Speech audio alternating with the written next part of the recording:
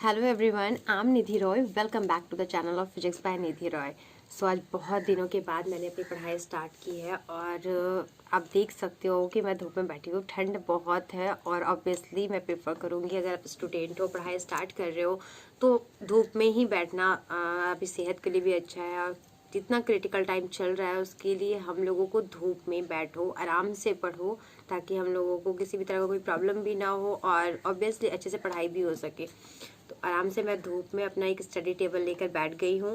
And अब जैसा कि आप जानते हो मेरे मास्टर्स कंप्लीट हो चुका है, तो अब मैं नेट की प्रिपरेशन कर रही हूँ, खुद से ट्राई कर रही हूँ। अगर कुछ होता है तो ठीक है, वरना फिर मुझे ट्यूशन वगैरह लेना पड़ेगा, कोचिंग वगैरह जाना पड़ेगा। बट फ़िलहाल तो अभी घर से ही प्रिपरेशन कर रही हूँ और लेट्स सी क्या होता है। तो फ़िलहाल तो मैंने एक डायरी रखा है जिसमें मैं कुछ फार्मूला नोट्स वगैरह लिखने वाली हूँ, इसमें नोट डाउन करने वाली हूँ। और एक कॉपी है जिसमें प्रॉपर एक नोट्स बनाऊँगी टॉपिक वाइज। एंड हाँ मैंने एक बुक मंगवाया है नेट के लिए। ये बुक प्रीवियस ईयर के क्वेश्चंस को सॉल्व किया हुआ है इसमें, और बहुत अच्छे से डिफाइन किया हुआ है। तो फ़िलहाल तो बहुत कुछ समझ आ रहा है, बहुत कुछ बिल्कुल भी समझ नहीं आ रहा है। तो बेटर है कि उस पर ज़्यादा मैं वर्क करूँ, तो उसके लिए मुझे थ्रोली सब कुछ पढ़ना पड़ेगा। तो इससे भी मैं कुछ कुछ क्वेश्चन सॉल्व कर रही हूँ, जो नहीं हो रहा है उसमें बहुत अच्छे से इसका सॉल्यूशन दिया है इसमें, और ये हेल्प करेगा मेरा। और there is one book that is exam idea है फिजिक्स का। And also it is very helpful, 11th-12th class की है। एंड इससे मेरी बेसिक आई थिंक सो कि मैं बेसिक कंप्लीट करूँ इससे। जो टॉपिक इससे नेट में मेरे आ रहे हैं, मैं इससे उसको कंप्लीट करूँगी और ये हेल्प करेगा। So yes, now I am going to study. तो जब भी हम पढ़ाई स्टार्ट करते हैं, आप किसी भी चीज़ के नेट के लिए या फिर आप किसी भी चीज़ की प्रिपरेशन कर रहे हो, तो सबसे पहले हम लोगों को सिलेबस जानना बहुत ज़रूरी है। तो मैंने कहा इस डायरी के बारे में मैंने बताया, इसमें मैंने अपने सारे जो भी सिलेबस है उसको नोट डाउन किया हुआ है। तो अगर जो फिजिक्स से रिलेटेड है, जो नेट की प्रिपरेशन कर रहे हैं, वो लोग चाहे तो थोड़ा बहुत आइडिया मुझे दे सकते हैं कि मैं खुद से कैसे प्रिपेयर करूँ।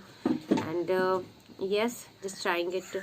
सो सिलेबस है, फर्स्ट पार्ट है जो हमारा 3 पार्ट में नेट का जो एग्ज़ाम होता है वो 3 पार्ट में डिवाइडेड होता है। मैं स्टार्ट करने वाली हूँ नेट एग्ज़ाम की प्रिपरेशन। एंड ऑब्वियसली कुछ समझ नहीं आ रहा है, कहाँ से स्टार्ट करूँ, कहाँ जाकर ख़त्म करूँ, किस बेसिस पे स्टार्ट करूँ। तो कुछ भी समझ नहीं आ रहा था, इसलिए मैंने प्रॉपर उसको राइट डाउन किया यहाँ पे। और मैं आप लोगों से जस्ट शेयर करना चाहती हूँ कि नेट का एग्ज़ाम अगर आप भी प्रिपेयर कर रहे हो तो ऑब्वियसली आपके लिए थोड़ा बहुत हेल्पफुल होगा वो। मैं बहुत कुछ तो नहीं जानती इसके बारे में, बट हाँ, मैं अपनी प्रिपरेशन आप लोगों के साथ शेयर करूँगी। जो हमारा एग्ज़ाम होता है net exam NET net exam होता है, तो फिज़िक्स से मैं कर रही हूँ, तो physical science, that is called physical science, उसमें मैं नेट कर रही हूँ।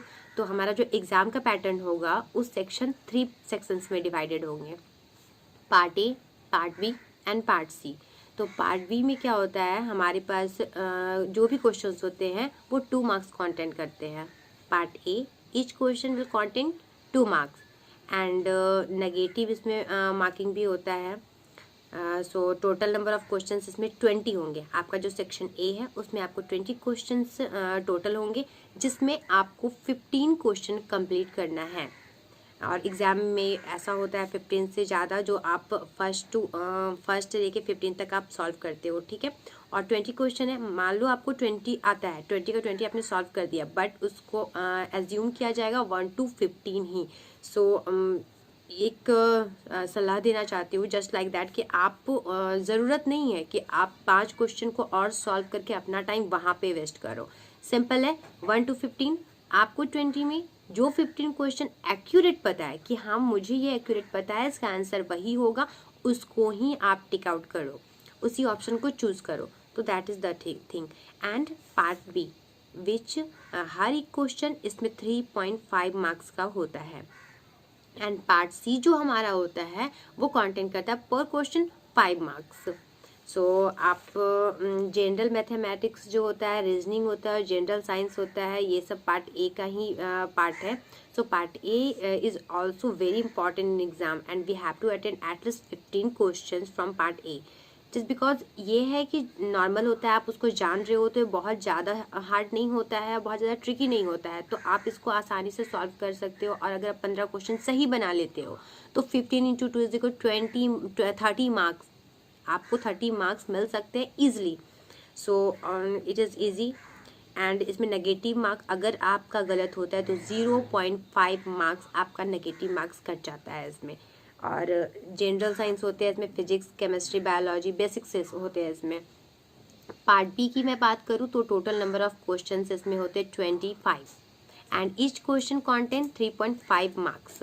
सो we need to complete 20 question. आपके पास अगर टोटल नंबर ऑफ क्वेश्चंस 25 है और उसमें आप 25 को 25 बना लेते हो, सॉल्व कर लेते हो, सही भी है आपका, तो एज्यूम किया जाएगा आपका 1 to 20 जितना सही है. उसमें अगर आपका 1-2 गलत है तो वो आपकी प्रॉब्लम है.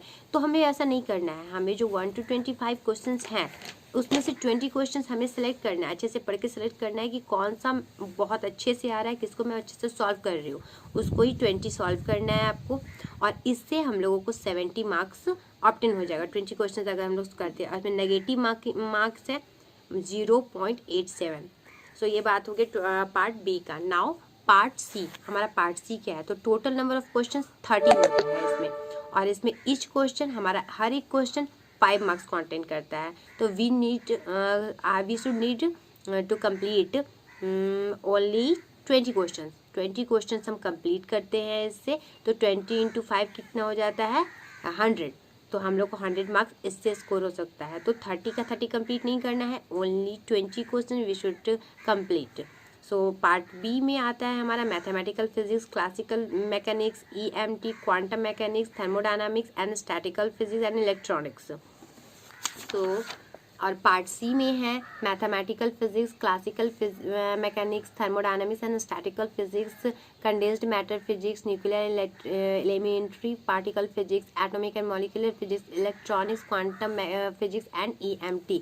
सो नेगेटिव मार्क्स अगर 5 मार्क्स का है ये पर क्वेश्चन कॉन्टेनिंग 5 मार्क्स, देन इसका नेगेटिव होता है 1.25 marks. So be careful in it. आप अच्छे से बनाओ, जिसमें बहुत श्योर हो कि हाँ यही होगा उसे ही टच करना है, otherwise just leave it. So part A 15 question complete करना है. देन हर एक क्वेश्चन 2 मार्क्स कॉन्टेन करता है, तो हम लोग को इससे 30 मार्क्स मिल जा रहे हैं. पार्ट बी की मैं बात करूँ तो उसमें 20 क्वेश्चन हम लोग को कंप्लीट करने हैं. हर एक क्वेश्चन 3.5 मार्क्स कॉन्टेन कर रहा है. Then we will get 70 marks from part B.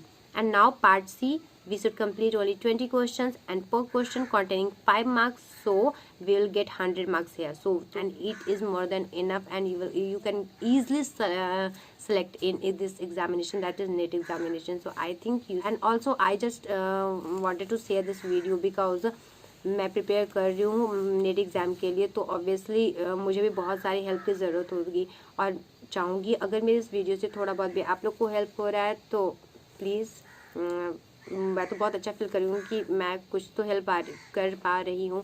और अगर आप लोग के पास भी ऐसा कोई ट्रिक है या फिर क्या आपको पता है स्ट्रैटेजी कैसे हम लोग घर पे ही रह के तैयारी कर सकते हैं, तो प्लीज़ शेयर विथ मी.